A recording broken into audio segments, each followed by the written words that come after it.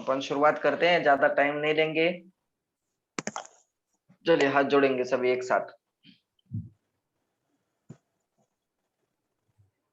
नमो अरहंताणं, नमो सिद्धाणं, नमो आयर्याणं, नमो उवच्छायाणं, भूये सौवसाहुनं।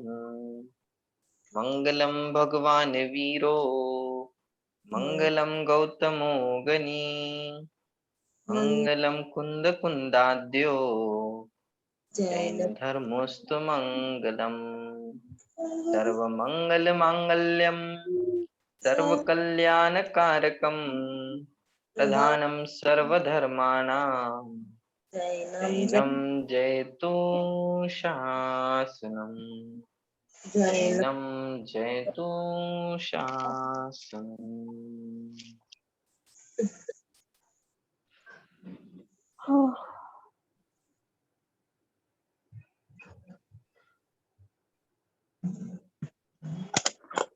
चलिए, कितने प्रश्न हो गए थे अपने? लघु जैन सिद्धांत प्रवेशिका पढ़ रहे थे, कितने प्रश्नों को पढ़ लिया? 37 37 हो गए थे। 37 में से कितने याद हो गए? क्या क्या, चलो कितने याद हो गए ये मत बताओ, अभी तक क्या क्या आया उनके अंदर ये बताना है। क्या क्या आया, स्टार्टिंग कहाँ से हुई, फिर उसके बाद क्या आया, फिर उसके बाद क्या आया, फिर उसके बाद क्या आया, इसे शॉर्ट में बताना है क्या क्या आया। पहले स्टार्टिंग कहाँ से हुई? द्रव्य गुण पर्याय। द्रव्य गुण पर्याय से शुरुआत हुई, राइट। द्रव्य की डेफिनेशन, गुण की डेफिनेशन, पर्याय की डेफिनेशन, उसके बाद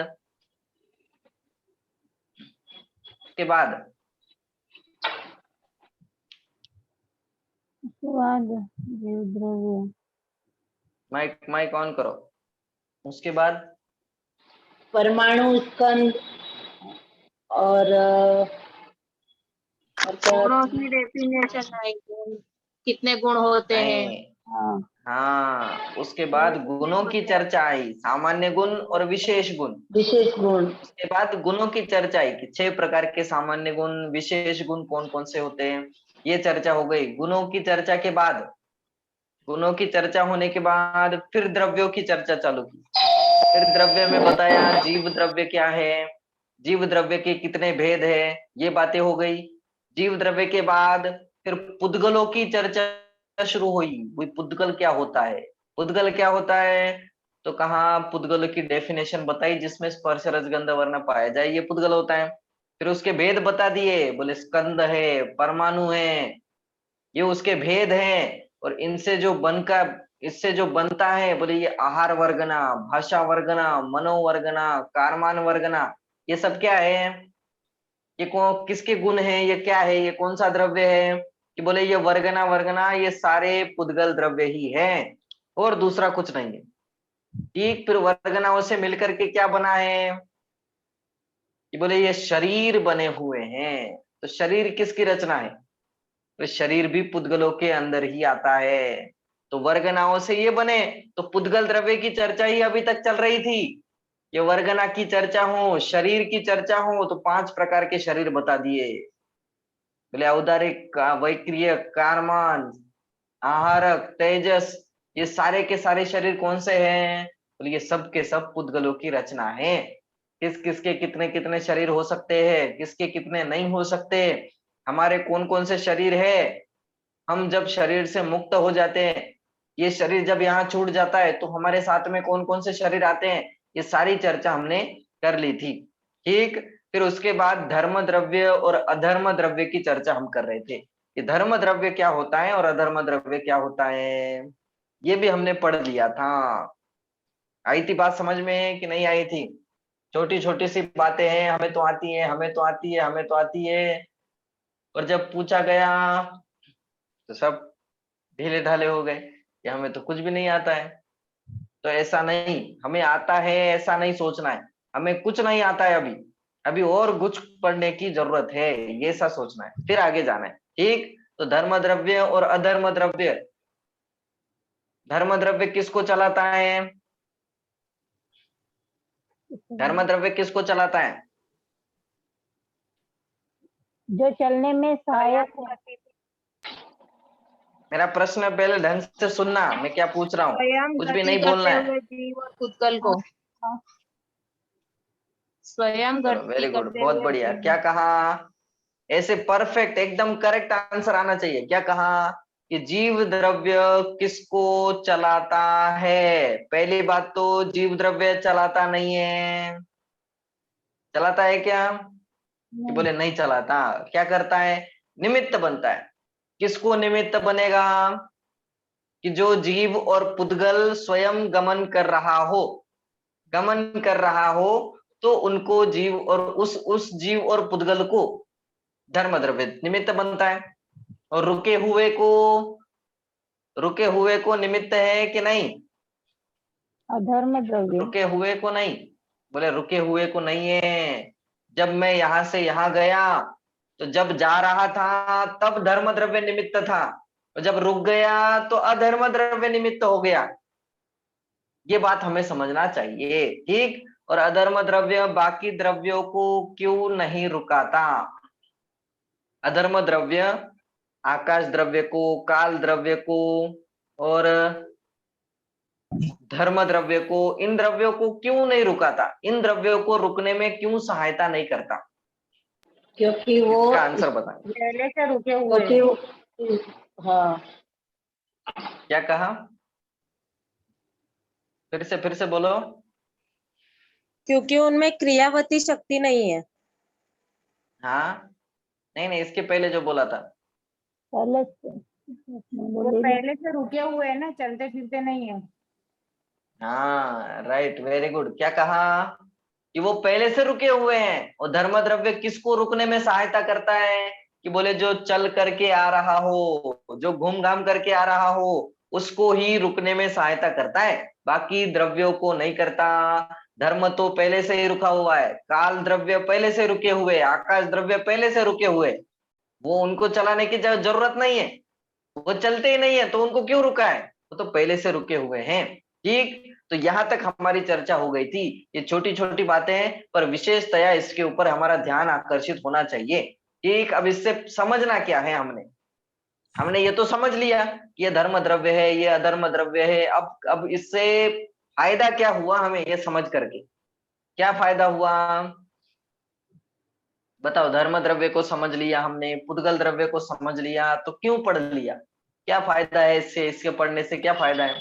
इसका इसका ये फायदा है कि पंडित जी, इससे ये पता चलता है कि हम कुछ नहीं कर रहे, जो हो रहा है वो अपने आप निमित्त, मतलब निमित्त संबंध से जो भी हो रहा है वो ऐसे हो रहा है। ऐसे नहीं सोचना है कि ये मैं कर रहा हूँ। चलो, मैं नहीं कर रहा हूँ, ये बात सिद्ध हो गई। और सभी द्रव्य अपने अपने रूप परिणमन करते हैं, कोई किसी को चलाता नहीं है। कोई किसी को चलाता नहीं है, वेरी गुड, बहुत बढ़िया। और बताओ, इसको पढ़ के क्या फायदा हुआ? अधर्म द्रव्य को हमने समझ लिया, धर्म द्रव्य को हमने समझ लिया, उद्गलों को हमने समझ लिया, शरीर किससे बना है ये हमने पढ़ लिया। इसको पढ़ने से क्या फायदा? क्या छह फायदा द्रव्य हुआ? पर भी विश्वास हो जाएगा पंडित जी। ऐसा कि मतलब ये समझ में आ गया ये चीज, कि ये चीज इससे ही होती है, ये सहायक होते हैं। कभी पर्याय नाश पाने कोई किसी को स्थायी दोष रहने नहीं वाला देंगे कुछ, मतलब सब चेंज होता रहेगा। अच्छा, और हमें पंडित जी हाँ बोलो। हमें पंडित जी अभी अभी किसी चीज की आकुलता नहीं होगी। जो चीज हो रही है वो होनी निश्चित ही है। निराकुलता हाँ, हो जाएगी हमें अभी। अच्छा, सच में होती है कि नहीं होती है? कि अभी बस हो यहाँ रही है बैठे तो बैठे बातें पंडित होती जी, है? हो रही है। ये पढ़ने के हो बाद रही हो है? रही। हाँ, अच्छा, सबको होती है कि नहीं होती? होती है। कि बस बड़ी बड़ी बातें मारते रहते हैं, अरे यार ऐसा होता है, वैसा होता है, ये ऐसा है वैसा है। ये वस्तु स्वरूप है, पर इसको समझ करके हमारे अंदर कुछ बदलाव आता है कि नहीं आता? आता है। जैसी गाड़ी चल रही है वैसे ही चल रही है, बहुत आता है अभी ऐसा तक तो नहीं हो रहा है? हाँ, आता है पंडित जी, होता नहीं है। आता है। हमने इतना समझ रहे हैं, क्या समझ लिया हमने कि निमित्त कौन बनता है, कि बोले निमित्त धर्म और अधर्म द्रव्य बनता है, और वस्तु स्वयं अपनी योग्यता से गमन करती है, स्वयं अपनी योग्यता से रुकती है। यदि योग्यता नहीं होगी तो नहीं रुकेगी, योग्यता नहीं होगी तो नहीं चलेगी। ये बात हमने समझ ली। अब फिर भी हमारे अंदर से ये बुद्धि क्यों नहीं निकलती कि मैंने इसको चलाया, मैं इसको रुकाता हूँ, ये मेरे कारण रुक गए, ये मेरे कारण चल दिए, इसको मैंने चला दिया। ये बुद्धि क्यों नहीं निकलती है? यही तो निकालना है ना। यही तो मिथ्यात्व है। मिथ्यात्व क्या है? यही तो मिथ्यात्व है ना, कि इसका कर्ता कर्ता बुद्धि मैं हो हूँ, रहा उसका कर्ता मैं हूँ। तो ये कर्ता बुद्धि, ममत्व बुद्धि, भोक्तृत्व बुद्धि, ये जो बुद्धियां है ये खत्म करनी है। ये मान्यताएं हमें चेंज करनी है। जब तक ये नहीं होगी तब तक कोई काम नहीं होने वाला। और ये जिनवानी को पढ़ करके हमें वस्तु स्वरूप का ज्ञान होता है, तो तब ये बातें निकलती है। असली सार तो ये है। बाकी इसको समझने से क्या फायदा है कि धर्म, हाँ सही में धर्म होता है उसके कारण हम चल पाते हैं, अधर्म होता है उसके कारण हम रुक पाते हैं। तो उसके पढ़ने से क्या फायदा कि भेद विज्ञान चलना चाहिए कि अरे मैं इसको चलाने वाला नहीं हूँ, मैं इसको कुछ करने वाला नहीं हूँ, मेरे द्वारा ये चलाया नहीं जाता। और छह चलाने का द्रव्यों पर काम भी, तो चलाने में। हाँ, 6 द्रव्यों पर भी श्रद्धान हो जाता है ना, छह द्रव्यों का भी मतलब सच्चा श्रद्धान हो जाता है।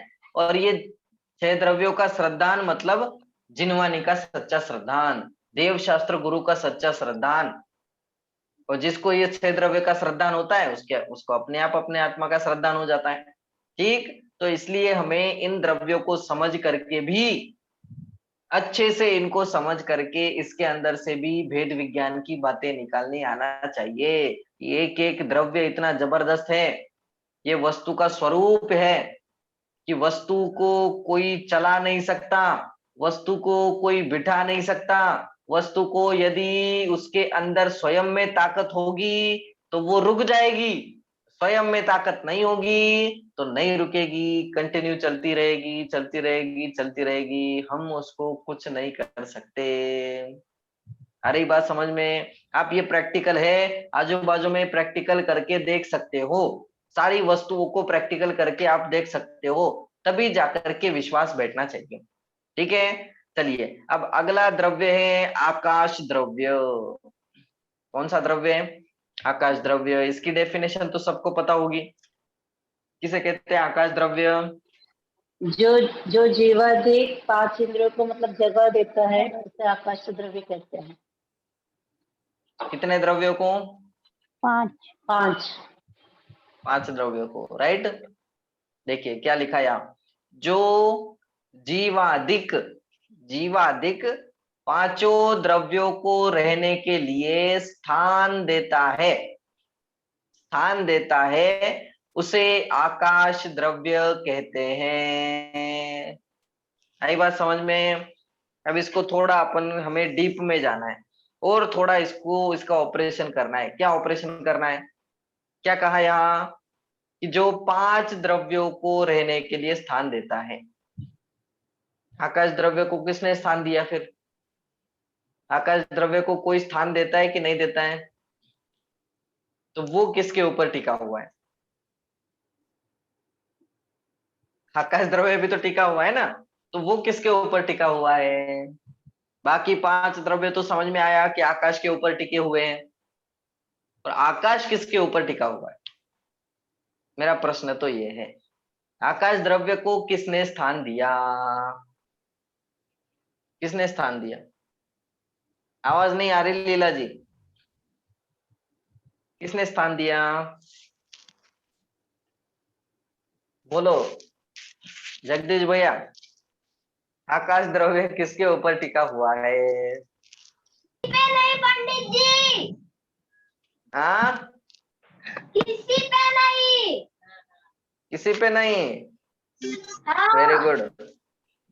देखो बच्चा बता रहा है, सही है कि नहीं? हमें तो मालूम नहीं सही है पंडित जी। सही है कि नहीं? वो अपने आप में निर्मित है। अपने आप में स्वनिर्मित है। हाँ हाँ पंडित जी। ओके, और किसी को कुछ बोलना है? आकाश द्रव्य किसके ऊपर टिका हुआ है? यहाँ क्या लिखा है? साफ साफ लिखा हुआ है कि जो जीवादिक पांचों द्रव्यों को रहने के लिए स्थान देता है उसे आकाश द्रव्य कहते हैं। तो आकाश द्रव्य के ऊपर तो जीव आदिक 5 प्रकार के द्रव्य टिके हुए हैं। ये बात तो हमारे समझ में आ गई कि आकाश द्रव्य के ऊपर सभी द्रव्य रुके हुए हैं, सभी द्रव्यों को रहने के लिए स्थान आकाश। वो स्वयं अपने आप टिका हुआ है।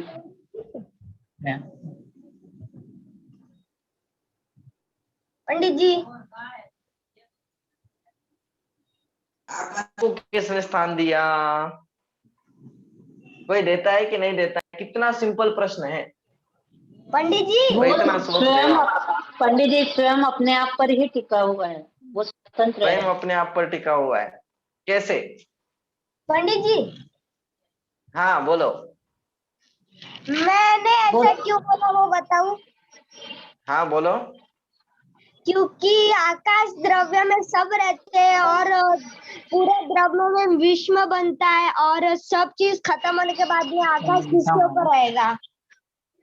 क्या क्या क्या? सब चीज खत्म होने के बाद सब चीज आकाश द्रव्य पे रहती है और फिर 6 द्रव्य से विश्व बनता है और फिर इन द्रव्यों के आगे कुछ नहीं होता तो फिर आकाश द्रव्य किसी पे नहीं रहता। Very good very good. उसको समझ में तो आया है, सही आंसर भी दिया है, पर बोलने में थोड़ी गलती हो रही है। समझ में तो पूरा आ गया है उसे। अब बताओ, बच्चा बता रहा है, बताओ क्या कहा? बोलो जगदीश भैया। आकाश द्रव्य को रहने के लिए कोई स्थान नहीं देता, तो आकाश द्रव्य स्वयं निर्मित है, मतलब उसको किसी की आवश्यकता नहीं है। तो कैसे, ये कैसे हो सकता है? वो मतलब दूसरे को जगह दे रहा है तो स्वयं के लिए जगह तो होगी ना। दूसरे इसने 5 द्रव्य को जगह दे रहा है तो स्वयं के लिए भी तो जगह खुद ही निर्मित करेंगे ना। अच्छा, स्वयं के लिए तो होगी ही होगी। नहीं नहीं, मुझे तो लॉजिक बताना है, ढंग से लॉजिक बताना है, सही सही लॉजिक होना चाहिए। पंडित जी कुछ क्या रे? बचा नहीं। पंडित जी हाँ? कुछ बचा ही नहीं तो किस पे रहेगा आकाश द्रव्य? और हवा कहीं रहती थोड़ी है। तो हवा कहाँ रहती है? हवा कौन सा द्रव्य है? हवा तो सब जगह रहती है। हाँ बोलो पंडित बोलो जी। मंजू जी।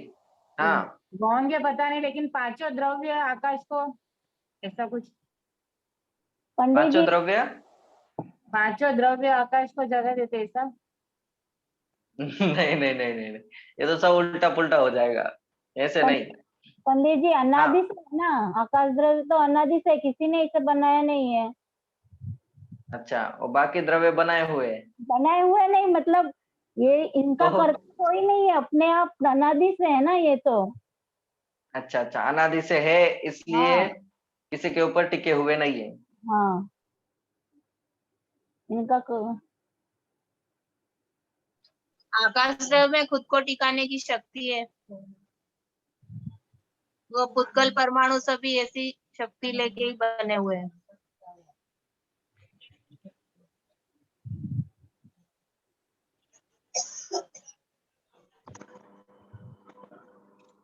हाँ बोलो भी।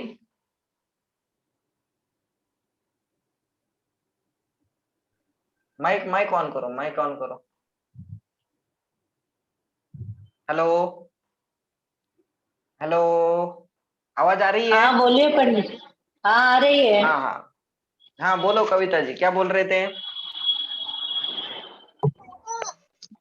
आकाश द्रव्य में खुद को जगह देने की शक्ति है। अच्छा, आकाश द्रव्य में खुद खुद के अंदर ऐसी ताकत है कि वो सब द्रव्यों को रुका सकता है, और खुद में ही ऐसी ताकत है कि खुद को भी बचा के रखता है। राइट? चलो बहुत बढ़िया। अब मैं बताता हूँ मैं कि इसका पंडित जी सही सही मैंने आंसर क्या है। हाँ बोलो बोलो, आप भी बोल दो। माइक ऑन करो, माइक ऑन करो। मैंने तो बोल दिया पहले, वही राइट लगा मुझे। आप बताइए, उससे ज्यादा नहीं आंसर पता। बताइए, चलो हमारा आंसर आ गया। बहुत बढ़िया। हाँ, मेरा प्रश्न क्या था? मेरा प्रश्न ये था कि जीवादिक 5 द्रव्यों को आकाश द्रव्य रहने के लिए स्थान देता है। ये बात तो हमारे समझ में आ गई कि आकाश द्रव्य के ऊपर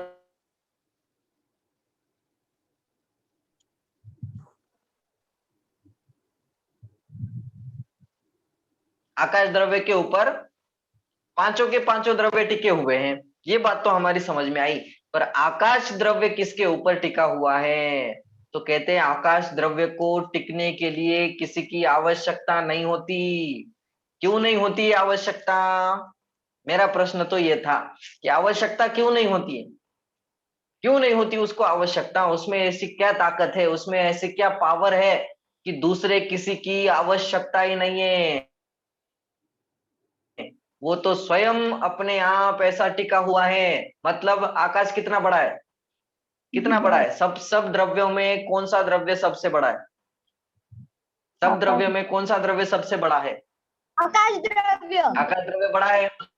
सबसे बड़ा कौन सा है? आकाश द्रव्य। आकाश द्रव्य कहाँ कहाँ है? बोले पूरे लोक के अंदर भी है और पूरे आलोक आकाश में भी है। तो और वो कैसा है? अलग अलग है क्या? बोले अलग अलग नहीं है, एक ही है। एक ही है, एक अखंड आकाश द्रव्य है। माने लोक के अंदर भी और आलोक के अंदर भी ऐसा फैला हुआ है, सब तरफ फैला हुआ है। तो जो फैला हुआ है उसको किसकी आवश्यकता क्यों होगी? वो दूसरे की आवश्यकता क्यों, दूसरे के सहारे क्यों जिएगा? जीव द्रव्य क्या सहायता कर सकता है उसे? बोले कुछ सहायता नहीं कर सकता। पुद्गल द्रव्य क्या सहायता करेगा? कुछ सहायता नहीं करता, क्योंकि वो खुद ही इतना बड़ा है। ऐसी एक चद्दर डालनी है बहुत बड़ी लंबी, और उस चद्दर के ऊपर एक छोटा सा 3 लोग खड़ा कर देना है। अब ये 3 लोग हुआ, और ये 3 लोग के आजू बाजू में पूरा आकाश द्रव्य है, उसके अंदर भी आकाश द्रव्य है, सब तरफ आकाश द्रव्य है। तो वो इतना बड़ा है कि उसको किसी की आवश्यकता ही नहीं पड़ती। वो तो अनंत है, आप जहां भी जाओगे वहां आकाश मिलेगा ही मिलेगा। मिलता है कि नहीं मिलता? सब तरफ मिलता है, इसलिए उसको किसी की आवश्यकता नहीं पड़ती। और उसके ऊपर माने वो सभी द्रव्यों को रहने के लिए, रुकने के लिए, ठहरने के लिए स्थान देता है। पांचों के पांचों द्रव्य उसके ऊपर रुकते हैं। ये एक एंगल हुआ, ये एक एंगल से बात हो गई, एक नए से बात हो गई। दूसरे नए से यदि बात करें तो, दूसरे नए से यदि बात करें तो क्या बात सामने आएगी कि कोई भी द्रव्य किसी भी द्रव्य को नहीं रुका सकता। कोई भी द्रव्य किसी भी द्रव्य को नहीं चला सकता। सभी द्रव्य तो कहाँ रुके हुए हैं? कि बोले सभी द्रव्य अपने आप में ही रुके हुए हैं। आकाश द्रव्य वगैरह तो कहने की बातें हैं, मतलब व्यवहार नए से बात है, व्यवहार नए से कथन किया गया है। असली बात तो क्या है? क्या है असली बात? मैं हूं अपने में स्वयं पूर्ण, पर की मुझ में कुछ गंध नहीं। कि मुझे किसी की गंध नहीं है, मुझे किसी की आवश्यकता नहीं है। आकाश द्रव्य मुझे रुकाएगा या मैं उसके ऊपर निर्भर हूं, ऐसी मुझे कुछ चाह नहीं है। मैं तो सब अपने अपने द्रव्य में मस्त है। पुद्गल द्रव्य अपने में मस्त है, आकाश द्रव्य अपने में मस्त है, काल द्रव्य अपने में मस्त है। और सब अपने आप मस्त होते हुए एक दूसरे को काम भी करते रहते हैं, एक दूसरे को निमित्त भी बनते रहते हैं। कोई जबरदस्ती किसी को नहीं करता है, किसी के माथे के ऊपर भार नहीं है कि मुझे इसको चलाना है, मुझे ये काम करना है, मुझे वो करना है। ऐसा भार किसी के ऊपर नहीं है। सब काम अपने आप होता रहता है और सब अपना अपना काम करते हैं। जब सब अपना अपना काम करते हैं तो एक दूसरे को निमित्त भी बन जाते हैं। बताओ धर्म द्रव्य क्या करता है? क्या करता है धर्म द्रव्य? जीव और पुद्गलों को चलाता है? नहीं, नहीं चलाता। जीव और पुद्गलों को चलाता है? बोले नहीं चलाता। वो क्या करता है? निमित्त बनता है जबरदस्ती। चलाने में निमित्त बनता है। बोले निमित्त भी जबरदस्ती नहीं बनता है, वो तो अपना अपना काम करता रहता है और सहज में ही वो निमित्त बन जाता है, सहज में ही निमित्त बन जाता है। जैसे देवशास्त्र गुरु क्या करते हैं, हमें देव क्या करते हैं, जबरदस्ती कराते क्या सम्यक दर्शन? जबरदस्ती सम्यक दर्शन नहीं कराते। जिनवानी जबरदस्ती कहती है क्या हमें पढ़ाओ, हमें पढ़ो, मुझे पढ़ना ही चाहिए। गुरु जबरदस्ती करते हैं क्या? बोले कोई जबरदस्ती नहीं करता। वो जो उनके संपर्क में आ जाता है, जो उनको अपना आदर्श मान लेता है, बोले वो सहज में ही उसके सम्यक दर्शन में निमित्त बन जाते हैं, उसके सम्यक ज्ञान में निमित्त बन जाते हैं। उनने क्या किया बताओ, उनने क्या किया? वो तो अपना अपना काम करते हैं, वो अपना अपना काम करते हैं, और यदि उनको देख करके उनके आधार से हम भी अपना अपना काम करने लग गए, हम भी अपने अपने कर्तव्य को समझने लग जाए, बोले अपनी भी नैया पार हो जाएगी। इसलिए दो दृष्टिकोण यहाँ समझ में आते हैं। एक तो आकाश द्रव्य क्या करता है कि सभी पांचों के पांचों द्रव्यों को रुकने के लिए स्थान देता है। ये व्यवहार से बात हो गई। निश्चय से, बोले निश्चय से देखा जाए तो कोई द्रव्य किसी द्रव्य के ऊपर निर्भर नहीं है, सभी द्रव्य अपना अपना काम करते हैं। सभी द्रव्य कहाँ रहते हैं, अपने आप कहाँ में। रहते हैं? तो इस प्रश्न के दो आंसर। जीव कहाँ रहता है? एक तो कहेंगे लोक के अंदर, एक तो कह सकते हैं आकाश द्रव्य के ऊपर, और दूसरी बात बोले जीव कहीं नहीं रहता, जीव तो अपने अनंत ज्ञानादि गुणों में रहता है, उसी का नाम जीव है। वो कभी बाहर आता है? बोले बाहर नहीं आता। कभी इसमें जिसमें छेड़छाड़ करता है? कभी आकाश द्रव्य में छेड़छाड़ कर सकता है? बोले कुछ नहीं कर सकता। ठीक, तो ऐसे ही सभी द्रव्य वास्तविकता देखे जाए तो अपने आप में ही रहते हैं, और व्यवहार से देखने पर आकाश द्रव्य के ऊपर टिके हुए दिखाई देते हैं। ये दोनों बातें हमें ध्यान में रखनी है। कोई कहने लग जाए कि नहीं हम आकाश के ऊपर टिके हुए है ही नहीं, तो झगड़े नहीं करना है, आप ऐसे कैसे कहते हो, हम अभी बता देंगे आपको कि नहीं उनका कहने का एंगल सही है, हमारे कहने का एंगल भी सही है। और कोई ये कहने लगे कि सभी द्रव्य अपने अपने अंदर ही है, कोई ये भी कहने लग जाए कि सभी द्रव्य आकाश द्रव्य के ऊपर टिके हुए हैं, तो भी सही है। दोनों बातें हमें समझना चाहिए। ये नए हैं और नए हमें हर तरफ लगाना है। ये जिनवानी नयों के अनुसार चलती है। आपके नए प्रश्न का उत्तर ये है ना पंडित जी, निश्चय और व्यवहार, इसमें दोनों बताना है अपने को। आपने जो प्रश्न दोनों पूछा बताना किसी को नहीं है, हमें समझना है। समझने के लिए भी किसी आप को बोल, ये बात है। हाँ दोनों बातों से हमें समझना चाहिए, दो तीन एंगल से हमें समझना चाहिए कि वास्तविकता देखी जाए तो सभी द्रव्य अपने अपने अंदर रहते हैं, और व्यवहार से देखने पर सभी द्रव्य आकाश द्रव्य के ऊपर टिके हुए दिखाई देते हैं। ठीक, अब देखिए यहाँ क्या लिखा, मेरे आपके प्रश्न का आंसर इसी में दिया हुआ है। मेरा जो पहला प्रश्न था ना कि आकाश द्रव्य को टिकने के लिए, आकाश द्रव्य को रुकने के लिए वो किसके ऊपर रुका हुआ है, तो देखिए सामने लिख दिया। क्या कहा कि जो जीवादिक पांचों द्रव्यों को रहने के लिए स्थान देता है उसे आकाश द्रव्य कहते हैं, और आकाश द्रव्य सर्वव्यापक है, सर्वत्र है, सर्वत्र है, जो सब जगह है। अब दूसरे द्रव्य सब जगह है क्या? दूसरे द्रव्य कहीं नहीं है, दूसरे द्रव्य तो मात्र लोक के अंदर है, उसके बाहर, बोले उसके बाहर है ही नहीं। तो आकाश द्रव्य को रुकने के लिए कौन स्थान देगा? बोले किसी में इतनी ताकत नहीं है, कोई स्थान नहीं दे सकता, वो तो स्वयं ही इतना बड़ा है, स्वयं ही इतना लंबा चौड़ा है कि उसको किसी की आवश्यकता ही नहीं है, उससे बड़ा कोई है ही नहीं, तो उसको कौन स्थान देगा? ठीक, तो सर्वव्यापक, व्यापक, व्यापक का अर्थ क्या होता है? व्यापक का अर्थ क्या होता है? सर्वव्यापक, सर्वव्यापक का अर्थ होता है सब जगह। व्यापक मतलब सभी जगह पर आकाश द्रव्य है, ऐसा हमें समझना चाहिए। ठीक, अब आकाश द्रव्य के भेदों की चर्चा करने वाले। अगला प्रश्न, आकाश के कितने भेद होते हैं? कितने भेद होते हैं आकाश के? यहाँ पर भी दो एंगल होंगे। तो पहला दो एंगल होते सही से हैं बताना। पंडित जी, दो होते हैं। आकाश द्रव्य के दो भेद होते हैं, सही है कि नहीं? हाँ हाँ। और ऊपर तो क्या लिखा था लोकाकाश, कि आकाश द्रव्य लोकाकाश। सर्वव्यापक है। आकाश द्रव्य सर्वव्यापक है, आकाश द्रव्य सर्वत्र है, ये बात ऊपर लिखी। और नीचे कह रहे कि उसके दो भेद होते हैं। सब जगह होने पर दो भेद कैसे हो सकते हैं? जल्दी बोलना है।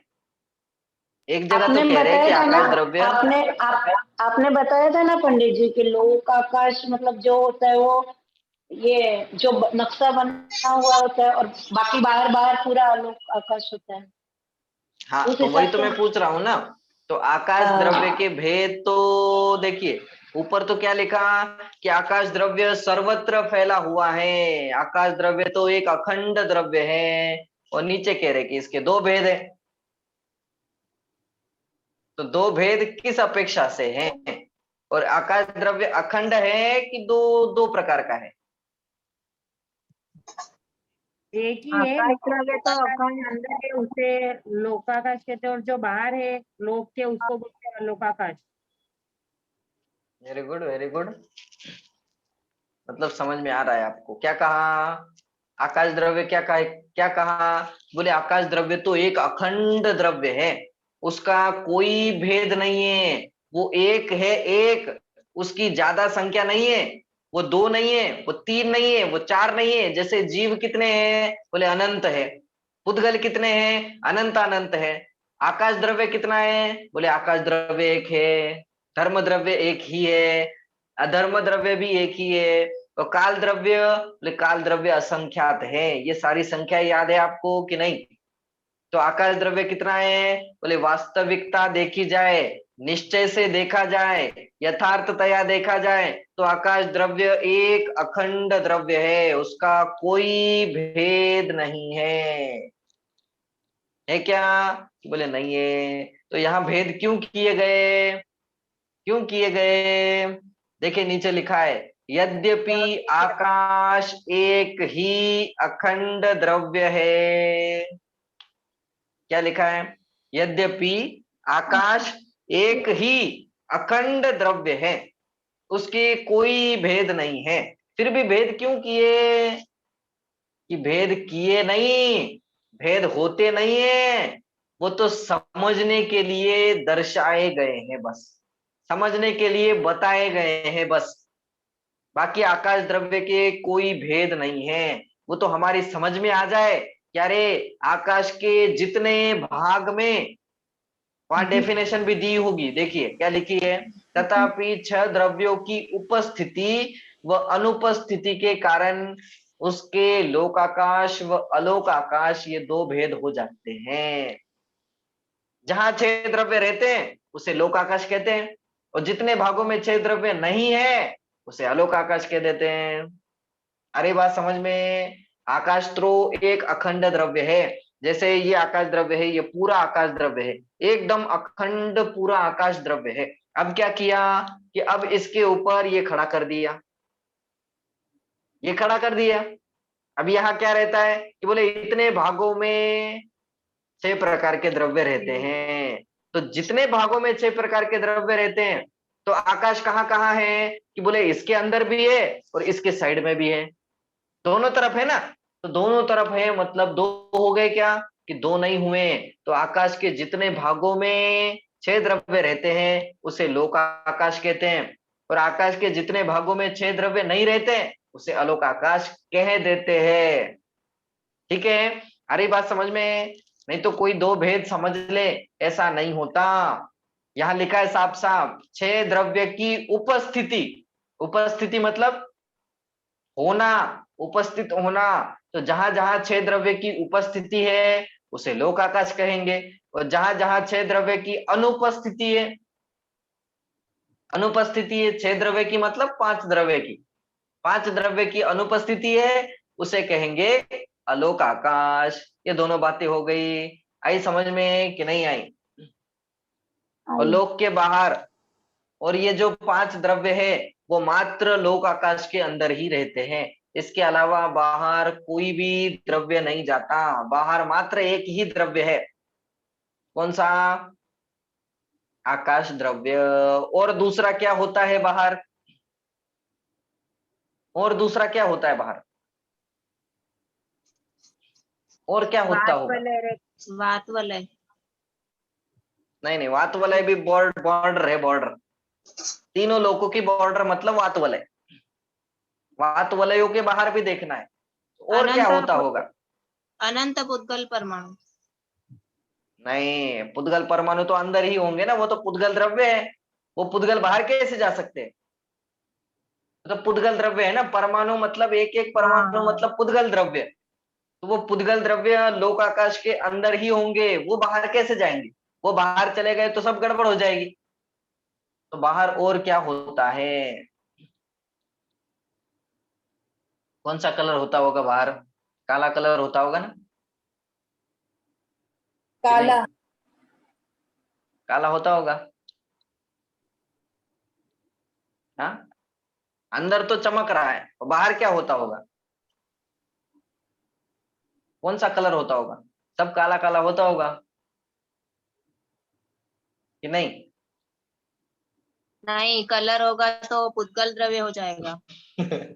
हाँ, कलर होगा तो कौन सा द्रव्य हो जाएगा? बोले पुद्गल द्रव्य हो जाएगा, क्योंकि कलर किसका गुण है? कि पुद्गलों का गुण है। वो पुद्गल बाहर होते हैं क्या? बोले पुद्गल बाहर नहीं होते। तो बाहर कौन सा कलर है फिर? बाहर होता क्या है फिर?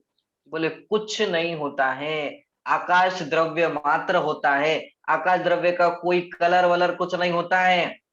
यदि आकाश द्रव्य को देखना है तो दूसरी चीज और क्या जा सकती है बाहर? बोले केवल ही भगवान का ज्ञान जा सकता है, बस। इसके अलावा और कुछ नहीं जा सकता। केवल ही भगवान का ज्ञान जा रहा है कि नहीं जा रहा है? तो दूसरी चीज वही है। एक तो आकाश द्रव्य सर्वव्यापक है, और दूसरी चीज भगवान का केवल ज्ञान सर्वव्यापक है। समझ में आ रही बात कि नहीं आ रही है? तो बाहर कोई कलर नहीं होता है, बाहर कोई बदबू नहीं आती है, बाहर कोई सुगंध नहीं आता है, बाहर कोई आवाज नहीं आती है, ये बाहर कोई पंडित जी हल्ला नहीं केवल होता है। हाँ ये केवली भगवान का विषय इसलिए तो जिनवाणी में आए, नहीं तो किसी ने देखा तो है ही नहीं। किसी के हाँ, किसी ने मतलब देखा तो है नहीं, मतलब संसारी जीवों में से किसी ने देखा नहीं है। बाकी तो जो जो केवली है वो तो साक्षात जान ही रहे हैं, उनके तो ज्ञान में हो ही रहा है। तो बाहर होता क्या है? कि बोले कुछ नहीं होता है, मात्र आकाश द्रव्य है, इसके अलावा और कुछ नहीं। नहीं तो ये कोई समझ ले कि काला कलर होता होगा, उधर ये रेनबो आते होंगे, कहीं स्टार आते होंगे, कहीं कुछ आता होगा, जैसे पत्थर एक दूसरे को टकराते होंगे, एलियन घूमते होंगे। ऐसा कुछ नहीं होता है। आलोक आकाश मतलब मात्र आकाश द्रव्य ही होगा। वहां जीव भी नहीं जा सकते, उद्गल भी नहीं जा सकते, धर्म भी नहीं जा सकते, कोई द्रव्य वहां गमन नहीं करता। ठीक है, माने ये बॉर्डर बनी हुई है, इस बॉर्डर के बाहर जाना मना है। और आज तक, अभी तक किसी द्रव्य ने प्रयत्न भी नहीं किया कि मैं इसको फाड़ करके बाहर चला जाऊं। कोई तो प्रयत्न करता होगा ना, कि बोले किसी ने प्रयत्न नहीं किया, क्योंकि वो इतना लंबा है, इतना लंबा है। और कोई प्रयत्न करेगा भी तो क्यों करेगा? क्योंकि सब अपने अपने में मस्त रहते हैं, किसी को कोई मतलब ही नहीं है, सब अपने अपना काम करते रहते हैं। आकाश द्रव्य भी अपना काम करता है, और सारे द्रव्य अपना अपना काम करते हैं। ये बस उठपटांग बातें जीव द्रव्य के ही दिमाग में आती रहती है, और कोई कोई द्रव्य किसी द्रव्य को कुछ नहीं पूछता है। ठीक, चलिए अब आगे चले। यद्यपि आकाश एक ही अखंड है, फिर भी द्रव्य की उपस्थिति और अनुपस्थिति, उपस्थिति अनुपस्थिति समझ में आया? उपस्थिति मतलब होना, और अनुपस्थिति मतलब absent। उपस्थिति मतलब प्रेजेंट, अनुपस्थिति माने absent। तो यदि उपस्थित होंगे तो उसे लोकाकाश कहेंगे, और अनुपस्थित होंगे तो अलोकाकाश कहेंगे। ठीक, कहने में ये भेद पड़ते हैं। भेद कहाँ आएंगे? भेद मात्र वचन में आएंगे, कहने में भेद आएंगे। असलियत में जाकर के देखे तो भेद है क्या? बोले भेद नहीं है, असलियत में एक भी भेद नहीं है। असलियत में तो आकाश द्रव्य एक ही अखंड है। ठीक है, आगे चलिए, आगे देखते हैं। लोक आकाश किसे कहते हैं? जिसमें जीवादित्य लोक आकाश किसे कहते हैं? जीव कि बोले विचार। जिसमें जीव आदिक समस्त द्रव्य पाए जाते हैं, उसे लोक आकाश कहते हैं, उसे लोक आकाश कहते हैं। जिसमें 6 द्रव्य पाए जाते हैं, जिसमें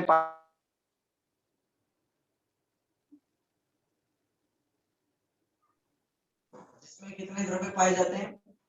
कि जिसमें 5 द्रव्य या 6 द्रव्य पाए जाते हैं, उसे लोक आकाश कहते हैं। और आलोक आकाश, बोले लोक आकाश के बाहर अनंत आकाश को अलोक आकाश कहते हैं। क्या कहा? लोक आकाश के बाहर अनंत आकाश है। कितना है? कितने दूर तक जाएंगे तो खत्म हो जाएगा? कितने दूर तक जाएंगे तो खत्म हो जाएगा? नहीं होगा खत्म। भी चले जाओ, कभी खत्म नहीं होगा, नहीं होगा क्योंकि वो अनंत आकाश है। चारों तरफ अनंत आकाश है, और एकदम बीच में सेंटर में अपना ये लोक आकाश बना हुआ है। ये जो आकार है वो लोक आकाश एकदम बीच में, एकदम सेंटर में बना, ठीक है। और आजू बाजू में आलोक आकाश, अनंत आलोक आकाश फैला हुआ है। अब आगे चलते हैं, काल द्रव्य की चर्चा। आकाश द्रव्य समझ में आया कि नहीं आया? आ गया। आ गया। चलिए अब आगे चलते हैं। इसके लिए द्रव्य संग्रह में गाथा आती है। कौन सी गाथा? अवकाश सदान जोगम जीवादीनम व्यान आयासम जैनम लोगागासम अलोगागासम। सेम टू सेम वैसी ही भाषा, सेम टू सेम वही से उठाई गई ये भाषा, इसके अलावा और कुछ नहीं है। अवकाश सदान जोगम, अवकाश अवकाश अवकाश मतलब अवकाश। अवकाश का अर्थ क्या होगा? अवकाश मतलब जगह। अवकाश दान योग्यम, दान दान मतलब देना, योग्यम मतलब योग्य। कि अवकाश देने में कौन योग्य होता है? कि बोले आयासम। आयासम मतलब आकाश द्रव्य। कौन होता है योग्य? आकाश द्रव्य योग्य होता है। वो किस किस को देता है? अवकाश सदान योगम। योगम मतलब पंडित जी योग्य। वापिस बोलिए ना, मेरा रुक गया वीडियो। जीवादीनम आवाज बराबर नहीं आ रही। जीव आदि को रहने के लिए जो स्थान देता है उसे आकाश द्रव्य कहते हैं। उसके वेद कहते हैं। लोगा पंडित जी आपकी आवाज दबी दबी आ रही है, क्लियर नहीं आ रही है। हाँ सब ठीक है, आई बात समझ में? अब काल द्रव्य की चर्चा हमें करनी है कि काल द्रव्य क्या होता है। काल द्रव्य किस क्या काम करता है? काल द्रव्य क्या काम करेगा? आवाज नहीं आ रही है पंडित जी। नहीं आ रही है? आवाज क्लियर नहीं आ रही पंडित जी। नहीं आ रही है दबी।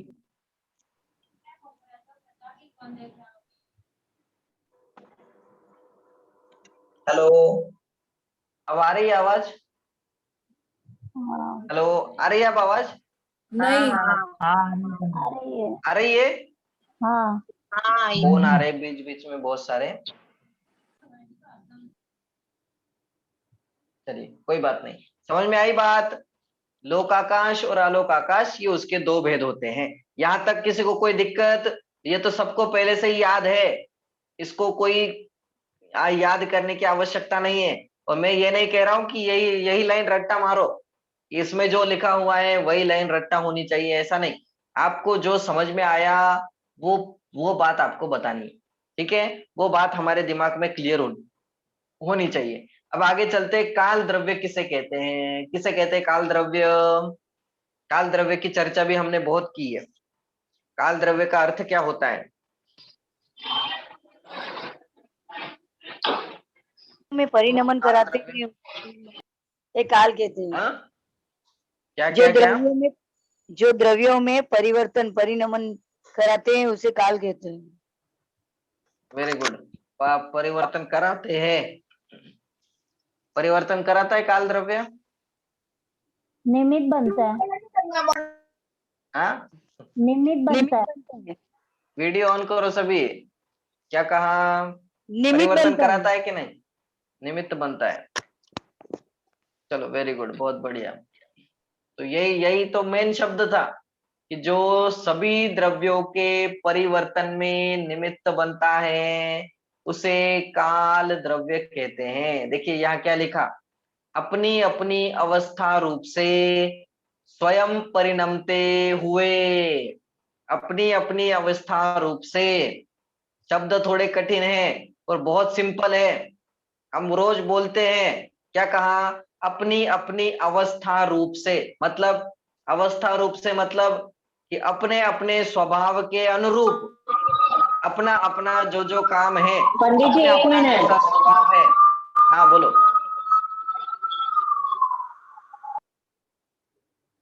क्या हुआ?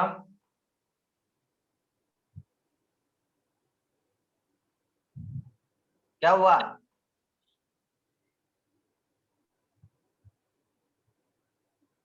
नेटवर्क प्रॉब्लम आ रही है उनके यहाँ। चलिए, तो समझ में आ रही बात। क्या कहा कि अपने अपने स्वभाव के अनुरूप सभी द्रव्य अपना अपना काम करते रहते हैं। काम करते रहते हैं कौन सी शक्ति के कारण? हमने यह भी पढ़ लिया था कि सभी द्रव्य अपना अपना काम करते हैं कौन सी शक्ति के कारण। कौन सा ऐसा सामान्य गुण है कि जिसके कारण सभी द्रव्य अपना अपना काम कर रहे हैं? हाँ, वस्तुत्व गुण। वस्तुत्व गुण, राइट कि नहीं? ये पढ़ा था हमने कि नहीं पढ़ा था? कि सभी द्रव्य अपना अपना अर्थ, अपनी अपनी अर्थ क्रियाकारित्व वापस करते रहते पूछिए ना हैं। पंडित जी, वापस बोलिए, मेरा बंद हो गया माइक। हाँ हाँ, क्या कहा मैंने? फिर से पूछ रहा हूं, यहाँ क्या लिखा? यहाँ लिखा काल द्रव्य की डेफिनेशन कि सभी द्रव्य अपने अपने अवस्था रूप से परिणमन करते हैं। तो सभी द्रव्य अपने अपने स्वभाव के अनुरूप परिणमन करते हैं। तो स्वभाव के अनुरूप परिणमन करते हैं, तो कौन सा ऐसा गुण है कि जिसके कारण वो अपने अपने स्वभाव के अनुरूप परिणमन कर रहे हैं? कौन सा ऐसा गुण है? अस्तित्व क्या कहता था? अस्तित्व गुण क्या कहता था? कि सभी द्रव्य की सत्ता है। सत्ता है। ठीक, ये गुण कौन कौन सा अस्तित्व गुण कहता था? और दूसरा गुण, दूसरा गुण क्या कहता था? वस्तुत्व गुण क्या कहता था? कि बोले द्रव्य की सत्ता है और सभी द्रव्य अपना अपना काम करते हैं। कौन सा गुण कहता है? कि वस्तुत्व गुण कहता है। और आगे द्रव्यत्व क्या कहता है? बोले द्रव्यत्व ये कहेगा कि अरे काम करते करते कभी कोई थक गया तो, काम करते करते कभी कोई बिगाड़ आ गया तो, कभी काम बंद हो सकता है क्या? बोले नहीं, कभी काम बंद नहीं होगा, निरंतर परिणमन चलता रहेगा, निरंतर परिणमन चलता रहेगा। प्रत्येक एक एक पर्याय के अंदर प्रति समय परिणमन चलता रहेगा। ये बात कौन सा द्रव्य, कौन सा गुण कहता है? द्रव्यत्व गुण कहता है। ठीक, तो हमें यहाँ कौन सी बात समझ में आई कि अपनी अपनी अवस्था रूप से स्वयं परिणमते हुए, स्वयं परिणमन करते हुए जीवादिक द्रव्यों के परिणमन में, जीव आदिक द्रव्यों के परिणमन में जो निमित्त हो उसे काल द्रव्य कहते हैं। जीवादिक द्रव्यों के परिणमन में जो निमित्त मात्र होता है, जो मात्र निमित्त होता है, काम तो कौन कर रहा है? कि काम तो सभी द्रव्य अपना अपना स्वयं का काम कर रहे हैं। बोलो गाड़ी कौन चला रहा है? कौन चला रहा है? ये शरीर, इसको कौन चला रहा है? कौन चला रहा है? अपनी योग्यता से चलता है, धर्म द्रव्य इसमें निमित्त है। धर्म द्रव्य इसमें निमित्त है। नहीं, चलाना मतलब एक जगह से दूसरी जगह ले जाना, ये अर्थ नहीं लेना है। यहाँ अभी यहाँ परिवर्तन की बात चल रही है। परिवर्तन इसमें जो हो रहा है वो कौन करता है? काल कौन द्रव्य करता है? निमित्त है। काल द्रव्य निमित्त है। ये बारिश और होती है, इसको योग्यता कौन से गिराता है? ये गर्मी इतनी बढ़ जाती है, इसको कौन करता है? कभी कभी कहीं उल्कापात हो जाता है, वो कौन कराता है? ये रोड अच्छा अच्छा बनाया हमने, इसको फाड़ देता है, कौन फाड़ देता है इसको? कौन फाड़ देता है? अच्छे से हमने घर को पेंट किया था और फिर ये फिर बिगड़ जाता है, फिर गंदा हो जाता है। कौन करता है इसको? कोई भगवान करते हैं क्या? हम कोई भगवान कोई करते नहीं हैं? करता है पंडित जी, कोई नहीं करता है, स्वयं सब अपने ये आप ही प्रश्न होता है। हमारे अंदर उठना चाहिए कि अरे ये नया नया कपड़ा था, अब ये पुराना होते जा रहा है, तो इसको पुराना कौन कर रहा है? कौन कर रहा है इसको पुराना? किसने किया ये पुराना? हर समय परिणाम चेंजेस होता रहता है, उत्कल ये तो परमाणु आपने में। अभी पढ़ लिया इसलिए बता रहे हो, पर ये हमारे दिलो दिमाग में बैठ जाना चाहिए कि होता स्वयं जगत परिणाम। मैं जग का करता क्या काम, कि मैं जगत का कोई भी काम करता धरता नहीं हूँ। जगत में जितने भी काम होते हैं सब अपने आप होते रहते हैं। कोई द्रव्य किसी द्रव्य का करता धरता नहीं है। हम मात्र सोचते रहते हैं कि अरे मैंने इसको ऐसा कर दिया, मैंने इसको ऐसा कर दिया, सही मैंने बात है। मान्यता हमारी गड़बड़ है। मात्र मानते रहते हैं। हम तो होता ये कुछ है क्या हमारे अनुसार? कुछ नहीं। हम तो बोले यही कुछ। सोचते अपने हिसाब से हो रहा है कि हम लोग ने घिसा है कपड़े। हाँ, हम तो यही सोचते हैं ना, हमारे हम लोग ने पहने कपड़े इसलिए घिस के फट गए। सही बात है, हाँ, हम सोचते तो यही है। यही है। हमारे दिलो दिमाग में तो यही बैठा हुआ है कि अरे मैंने इसको ऐसा कर दिया, मैंने इसको ऐसा बदल दिया, मैंने इसको अच्छे से खिला दिया, इसलिए मेरी बॉडी अभी देखो इतनी ताकतवर है, अभी मैं इतना सुंदर दिखता हूं, तो बहुत प्रयास किया है मैंने, कितने पापड़ बेले मुझे, मेरे को पता है। अच्छा, इसको बच्चे को हमने छोटे से बड़ा कर दिया। ये मैंने किसने बढ़ाई। कर दिया छोटे से बड़ा? हमने किया। आपने किया। आपने क्या किया? उसको खींचा? खींचा क्या? बोले हमने खींचा भी नहीं। तो वो बड़ा कैसे हुआ? मात्र आपके दूध पिलाने से या कुछ खिला देने से वो बड़ा हो जाता है क्या? नहीं। क्या किया आपने? बोले अपनी कुछ नहीं योग्यता से किया। हुआ। और यदि ये सोचते हो कि हमने उसको बड़ा किया, तो आपके अनुसार सब कुछ होना चाहिए उसके अंदर। मतलब उसकी हाइट आपको जितनी चाहिए उतनी होनी चाहिए, उसकी बॉडी जैसी चाहिए वैसी होनी चाहिए। कोई ढींगना निकल जाता है, कोई बहुत पतला हो जाता है, कोई मोटा हो जाता है, कोई किसी का चेहरा ढंग का नहीं होता है। तो ये कौन करता है सब? कि बोले ये सब परिणमन सब अपनी अपनी योग्यता अनुसार होता है। कोई भगवान तो करता धरता है ही नहीं। कोई एक द्रव्य भी दूसरे द्रव्य का करता धरता है नहीं। और दूसरी गोष्ट, दूसरी बात, कि इसमें निमित्त कौन है? कि इसमें निमित्त काल द्रव्य बनता है। काल द्रव्य निमित्त बनता है। और शरीर का यदि परिणमन हो रहा हो तो नाम कर्म निमित्त बनेंगे। नाम कर्म भी तो है ना, तो वो भी निमित्त बनते हैं। एक काम के होने में अनेक निमित्त हो सकते हैं। एक कार्य के होने में कारण बहुत सारे हो सकते हैं। एक रोटी बनी, तो एक रोटी बनी तो कितने कारण आए उसके अंदर? कितने कारण आए? बोले बाई थी बनाने वाली, वो भी थी। पानी था, चूल्हा था, वो गैस था, और क्या चकला। बोलते तवा था, और क्या क्या था? बोले बहुत सारी चीजें थी। अब इतनी सारी वो चीजें मिल गई, तब जाकर के एक रोटी बनी। तो काम क्या हुआ? कि काम तो रोटी बनने का हुआ। और निमित्त क्या क्या बने? कि इतने सारे लोग निमित्त बन गए। बनते कि नहीं बनते? तो काम एक होता है और निमित्त बहुत सारे हो सकते हैं। पर ये जरूरी नहीं है कि निमित्त के होने पर भी काम हो ही जाए, ये कोई जरूरी नहीं है। और यदि अपने अंदर पावर हो तो निमित्त से ही काम हुआ, निमित्त ने ही काम कर दिया, ये भी कोई जरूरी नहीं है। नहीं तो भाई ये सोचते रहे कि मैंने ही रोटी बना दी। बोले गलत सोच रही हो। क्यों सोच रही हो गलत? क्योंकि अच्छी बन जाती हो तो अपने ऊपर ले लेती हो, खराब बन जाती है, जल जाती है, कच्ची रह जाती है तो मैंने नहीं बनाई, अब उसकी योग्यता ही ऐसी थी, अब वो ऐसी बननी थी। बोलते कि नहीं बोलते? तो कौन सी बात सच्ची है? बोले नहीं, उसकी योग्यता उतनी थी, वो उतनी ही पकनी थी। या जलनी थी तो वो जल गई, अच्छी बननी थी तो अच्छी बन गई। अब मैंने क्या किया उसमें? असल में देखा जाए तो हमने वो बनाई भी नहीं। ये हाथ पैर जो चल रहे थे ये भी पुद्गल है। हमने क्या किया कि मात्र जानना मेरा काम, बस इसके अलावा मैंने कुछ नहीं किया। ये जब बातें समझ में आती है, ये वस्तु का स्वरूप जब समझ में आता है, तो अपने ऊपर से सारा भार निकल जाता है। और ये बात हमें समझ में आनी चाहिए। ये बात जब समझ में आएगी तो काम बनेगा। ठीक है, तो क्या कहा, परिणमन में कौन निमित्त बनेगा? एक तो सभी द्रव्य अपना अपना काम करते हैं, ये असलियत, ये निश्चय से बात।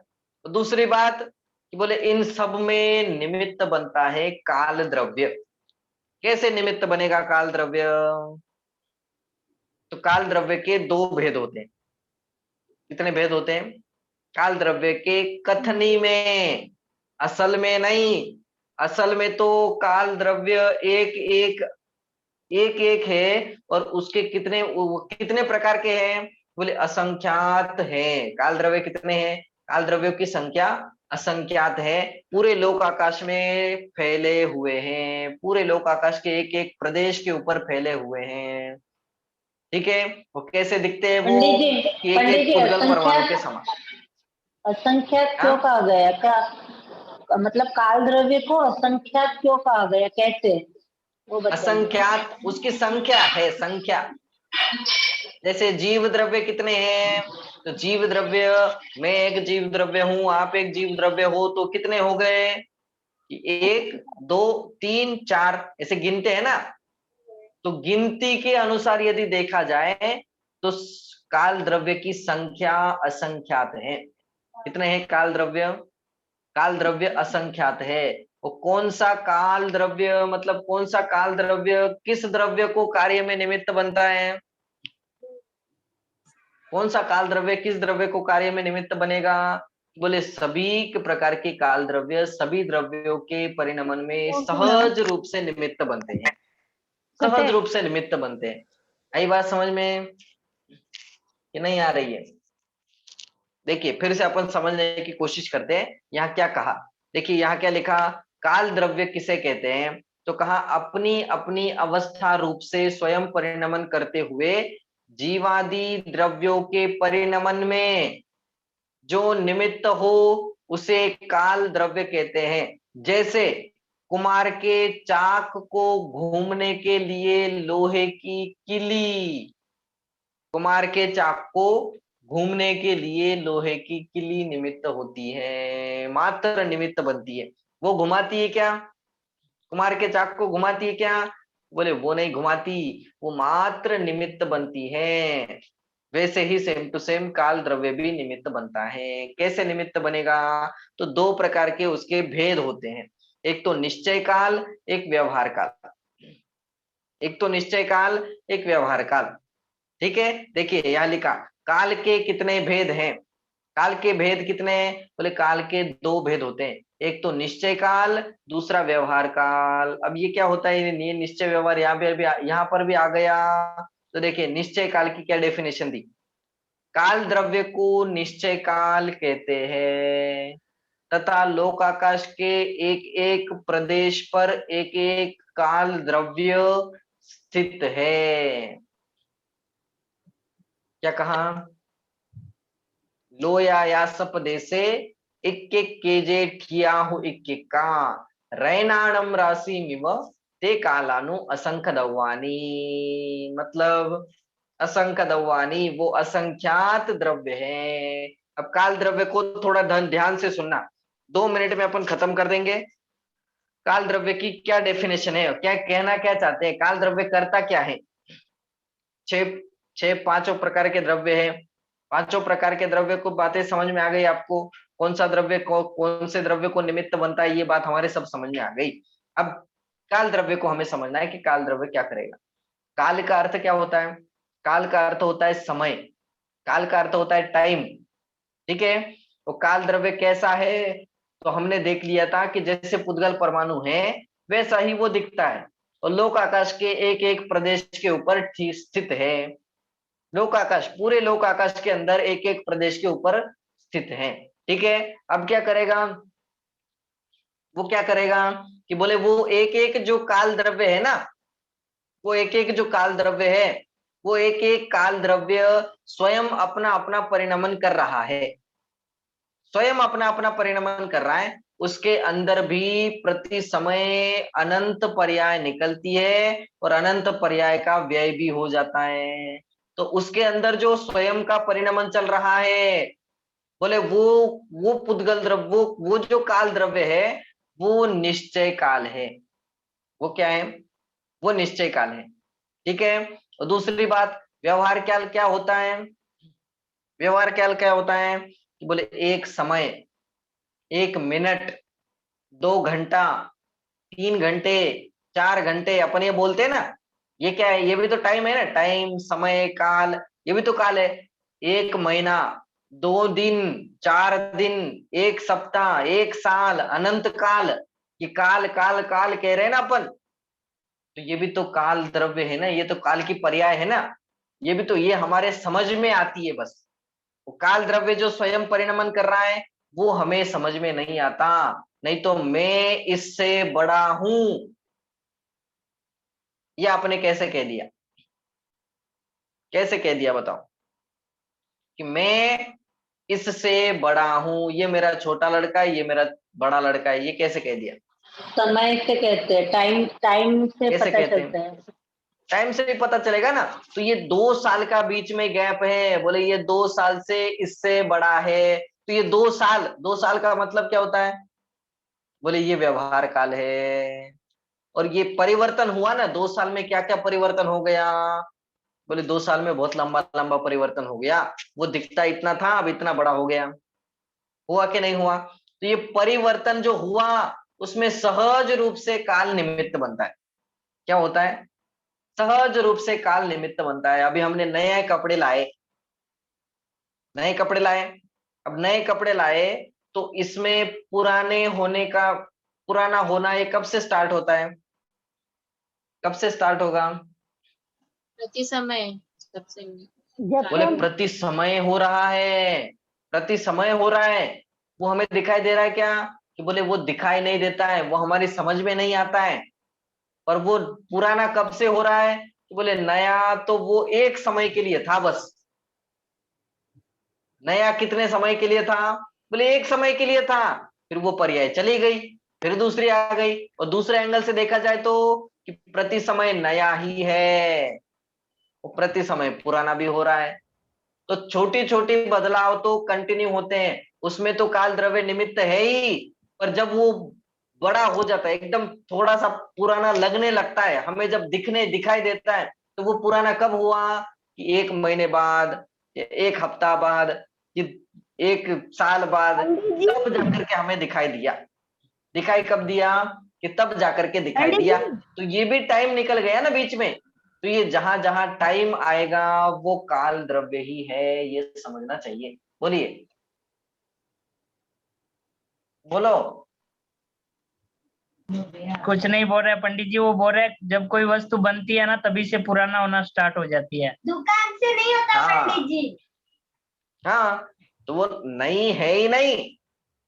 ये दोनों एंगल से देख सकते हैं अपन। देखिए, सारी वस्तुएं नई भी है, सारी वस्तुएं पुरानी भी है। कैसे नई भी है, कैसे पुरानी भी है? कि प्रति समय जो पर्याय उत्पन्न हो रही है वो पर्याय नई नहीं है। वो एक प्रति समय पर्याय एक का व्यय भी होता है, तो वो चली गई मतलब नयापन चला गया, और दूसरी उत्पन्न हो गई मतलब नयापन आ गया। समझ में आ रही बात कि नहीं आ रही है? तो ये आना जाना आना जाना आना जाना, ये जो पर्याय बदल रही है ना, तो इसके अंदर ये पता कैसे चल रहा है? ये टाइम है कि नहीं उसके अंदर? टाइम है कि नहीं है? बताओ। ये पर्याय आई, ये चली गई, ये आई, ये चली गई, तो ये कैसे पता चला? कैसे हो रहा है? ये कैसे चला? कैसे पता चला? पता तो चले कि नहीं चले उससे कोई मतलब नहीं, छोड़ दो। पता नहीं चलने से या चलने से वो काल द्रव्य काम करता होगा नहीं करता होगा ऐसा नहीं, परंतु उसके अंदर भी एक पर्याय जाती है तो कितने टाइम के लिए रुकेगी, फिर दूसरी पर्याय आएगी तो वो कितने टाइम के लिए रुकेगी, ये भी निश्चित है ना। ये भी सारी बातें पहले से ही निश्चित है। तो एक पर्याय गई और दूसरी आई, तो इसमें भी एक समय निकल गया। तो बोले जहां समय आया वह काल द्रव्य हो गया। काल द्रव्य हुआ कि नहीं हुआ? काल द्रव्य को समझना क्या कहना चाहते हैं। देखिए यहाँ निश्चय काल की डेफिनेशन दी। निश्चय काल किसे कहते हैं? काल द्रव्य को निश्चय काल कहते हैं। काल द्रव्य को निश्चय काल कहते हैं। वो जो असंख्यात है ना पूरे लोक के अंदर, उद्गल परमाणु जैसे हैं, पूरे लोक के अंदर असंख्यात काल द्रव्य है, उसे ही निश्चय काल कहते हैं। वो अपना अपना काम करते रहते, बस वो अपना अपना काम करते रहते हैं, सहज रूप से अपना अपना काम करते हैं। बाकी सारे द्रव्य भी अपना अपना काम करते हैं, और बाकी सारे द्रव्यों के अपने अपने काम के अंदर मात्र ये वहां बैठे बैठे निमित्त बन जाते हैं। क्या होता है? मात्र निमित्त बन जाते हैं, बाकी कोई कुछ नहीं करता। अरे बात समझ में नहीं आ रही है? देखिए, काल द्रव्य को निश्चय काल द्रव्य कहते हैं, तथा लोक आकाश के एक एक प्रदेश पर, लोक आकाश के एक एक प्रदेश पर एक एक काल द्रव्य, जिसे हम कालानु कहते हैं। क्या कहते हैं? एक एक द्रव्य को कालानु कहते हैं। जैसे समझ लीजिए, आपने लड्डू बनाए, बहुत बहुत लोगों ने, सब लोगों ने लड्डू बनाए होंगे, ठीक है। शादी वादी में बनाते हो या और कहीं बनाते हो, पंचकल्याणक में बनाते हैं, तो बहुत सारे एक साथ बनाते हैं ना, बहुत सारे बनाते हैं एक साथ। वो इतनी लंबी ऐसी थाली होती है, और उसमें एक एक एक एक एक एक एक एक एक एक एक एक एक एक एक एक रख दिया।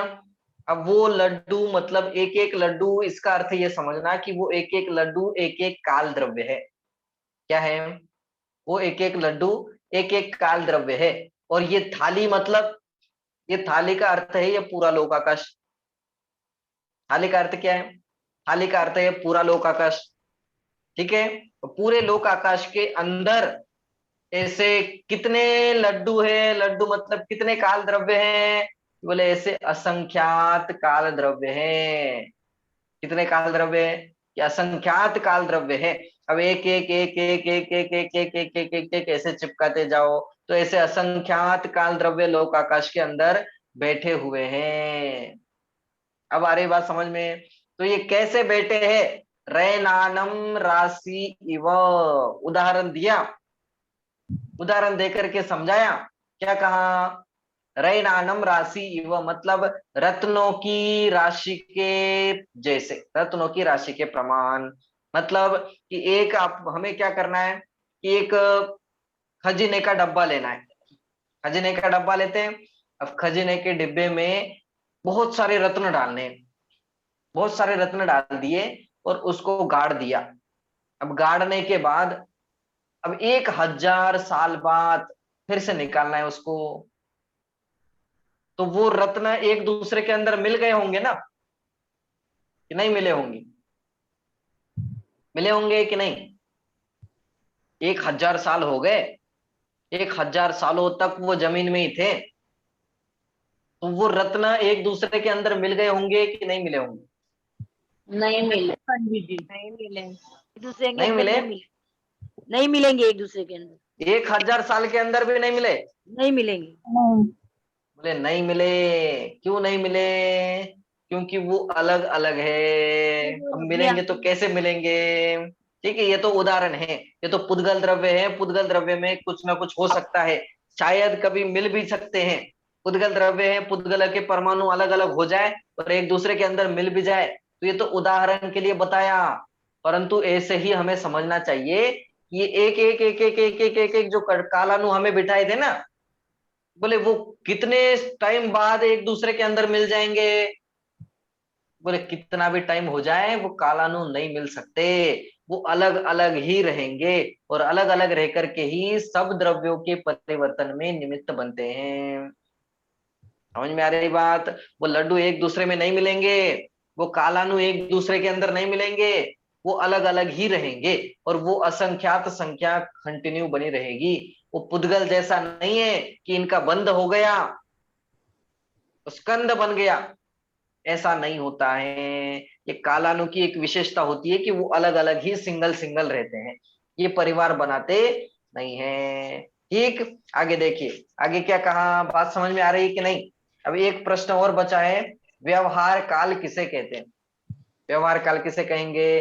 कि जो हमें समझ में आता है उसे व्यवहार काल कहते हैं। क्या क्या समझ में आता है हमारे, कि वर्ष, महीना, दिवस, घड़ी, पल वगैरह को व्यवहार काल कहते हैं। ये जो जो बातें हमारी समझ में आती है, अरे 1 साल निकल गया, 1 महीना निकल गया, 4 साल निकल गए, तो ये बातें जो ये निकल गया मतलब क्या निकल गया, क्या निकल गया, गया मतलब क्या गया, समय। क्या गया, बोले समय। टाइम निकल गया, टाइम निकल गया ना। तो ये जो टाइम दिखाई दे रहा है ना, ये काल द्रव्य की पर्याय है, इसे व्यवहार काल कह दिया जाता है। ठीक है, ये स्थूल पर्याय है।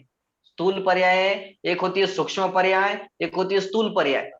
सूक्ष्म पर्याय मतलब कि जो प्रति समय उत्पन्न हो रही है वो हमें दिखाई नहीं देती। स्थूल पर्याय मतलब कि जो बड़ी बड़ी पर्याय होती है उसे स्थूल पर्याय कहते हैं।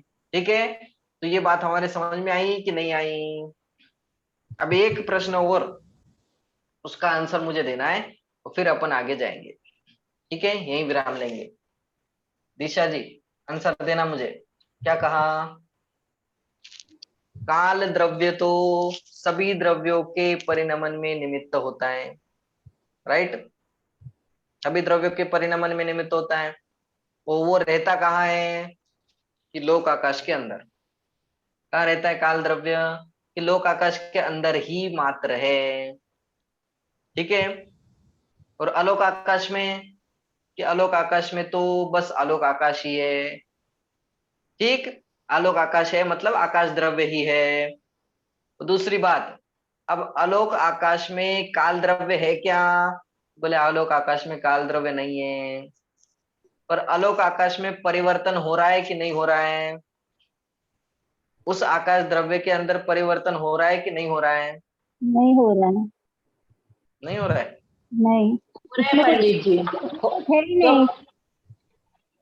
नहीं, हाँ? क्योंकि वो तो एक अखंड है ना, तो इधर अंदर हो रहा है तो उसमें भी तो होता ही होगा ना। नहीं नहीं, वो तो है ही। तो मेरा प्रश्न क्या हाँ। है, आकाश हो द्रव्य रहा तो है बहुत कि लंबा है ना, लंबा चौड़ा है आकाश द्रव्य। ठीक है, अब आकाश द्रव्य इतना लंबा चौड़ा है, तो जितने भागों में ये पांचों के छह छह पांच पांच द्रव्य रहते हैं वहां काल भी है, तो उतना उतने आकाश में तो परिवर्तन हो रहा है। ठीक है, और उसमें निमित्त काल द्रव्य बन रहा है। ठीक है, अब आकाश द्रव्य तो बाहर भी है और फैला हुआ, बाहर भी फैला हुआ है, और परिवर्तन वहां भी हो रहा है, तो वहां काल द्रव्य निमित्त है कि नहीं, बनता है तो कैसे बनेगा। समझ में आ रहा है प्रश्न मेरा कि नहीं आ रहा है, कि ऊपर से जा रहा है। प्रश्न क्या समझ पूछा में आ मैंने, रहा है पर आंसर नहीं आ रहा है। आंसर नहीं आ रहा है। दिशा जी बोलिए, क्या कहा मैंने। जिसने द्रव्य संग्रह पढ़ा होगा उसको समझ में आ गया होगा कि ये क्या कहना चाहते हैं। मेरा क्या प्रश्न था, कि काल द्रव्य तो मात्र लोक आकाश के अंदर ही होते हैं, उसके बाहर नहीं होते हैं। और लोक आकाश के अंदर तो सभी द्रव्य का परिवर्तन होता है, उसमें निमित्त तो काल द्रव्य बनता है, बराबर है।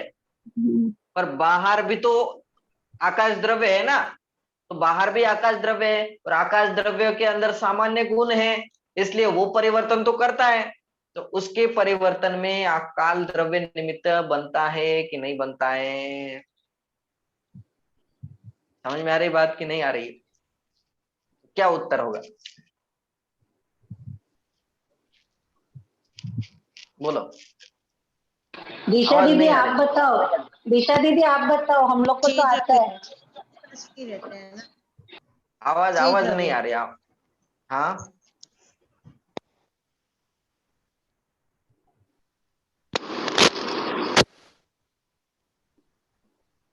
थोड़ा माइक पास में लो, माइक पास में लो, आवाज थोड़ी कट रही।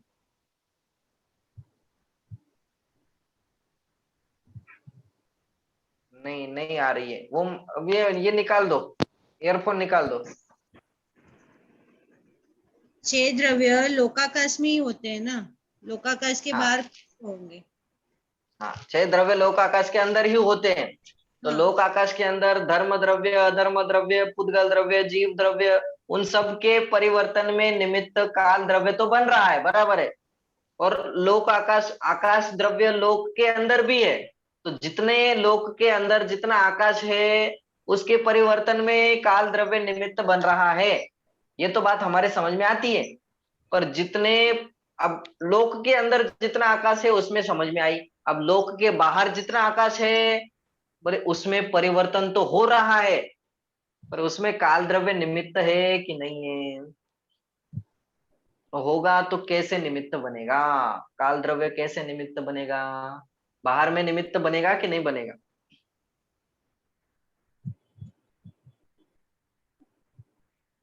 हाँ बोलिए, कुछ सोच रहे हो कि नहीं? मुझे ही देख रहे हो बस? हाँ, क्या कहा मैंने? बहुत सुंदर है, एकदम परफेक्ट है, कुछ नहीं है इसमें। क्या करना है बोलते, उदाहरण देकर के समझाया। क्या उदाहरण देकर के समझाया? बोले जैसे एक तरफ से चद्दर होती है ना, चद्दर, चद्दर को आपने कभी झटका होगा, मंदिर में बहुत लंबी चौड़ी चद्दर है। अब चद्दर को अपन को झटकना है तो कैसे झटकेंगे? बोले एक साइड से पकड़ो और उसके झटका लगाओ, पूरी चद्दर हिल जाती है कि नहीं हिल जाती?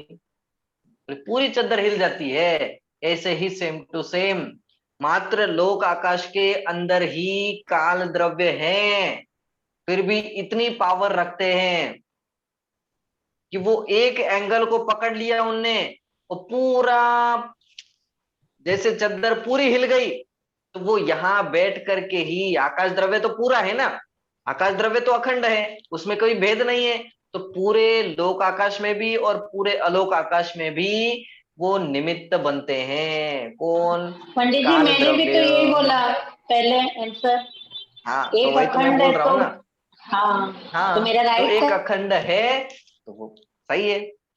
क्या कहा कि एक अखंड है, इसलिए एक साइड में बैठ करके भी काल द्रव्य सभी द्रव्यों के परिणमन में निमित्त बनता है। चाहे लोक आकाश हो चाहे अलोक आकाश हो, सब तरफ परिवर्तन होने में कौन निमित्त है? कि काल द्रव्य ही निमित्त बनता है। मात्र निमित्त बनता है, खुद चलाता हो खुद करता हो ऐसा नहीं है। ठीक है, तो काल द्रव्य से ही हमें समझ में आता है कि यहाँ परिवर्तन हुआ, यहाँ चेंज हुआ, यहाँ बदलाव हुआ। बदलाव हुआ तो कब हुआ बदलाव? कब कब कब प्रश्न का आंसर देना होगा ना। तो कब प्रश्न का आंसर किस, कैसे दोगे आप? उसके लिए काल द्रव्य बीच में आएगा ही आएगा। कब हुआ कि 4 साल पहले ऐसा था अब ऐसा हो गया, अब कुछ देर पहले ऐसा था अब ऐसा हो गया। तो ये जो देर निकली, ये टाइम निकला, ये समय निकला, तो यही काल द्रव्य है, ये काल द्रव्य की ही पर्याय हैं। अरे बात समझ में नहीं आ रही है? चलिए अब यही रुकते हैं, बाकी पंडित चर्चा जी, अपन कल पंडित जी, करेंगे। हाँ बोलिए बोलिए। तो इसमें ये भूतकाल, वर्तमान काल, भविष्य काल भी तो होता है ना? हाँ तो ये भी आ जाएगा ना, ये भी पर्याय ही है, काल द्रव्य की पर्याय ये भी है। भूत तीन निकल लोग, गए। पंडित जी, तीन हाँ लोग में जो ऊर्ध्व लोग, मध्य लोग भी तो है, आलोक। नहीं नहीं नहीं, ये लोक लोक लोक की चर्चा नहीं है, यहाँ काल की चर्चा है मात्र। लोक, लोक कहेंगे तो लोक में सभी द्रव्य आ जाएंगे। ऊर्ध्व लोक में भी सारे द्रव्य हैं, अधोलोक में भी सारे द्रव्य हैं, मध्य लोक में भी सारे द्रव्य हैं। तो लोक की चर्चा नहीं है यहाँ, तो मात्र काल द्रव्य की चर्चा कर रहे हैं। ठीक है, चलिए अब बाकी चर्चा अपन अगली क्लास में करेंगे। अभी हम यहीं रुकते हैं, जिनवानी स्तुति करेंगे सभी एक साथ।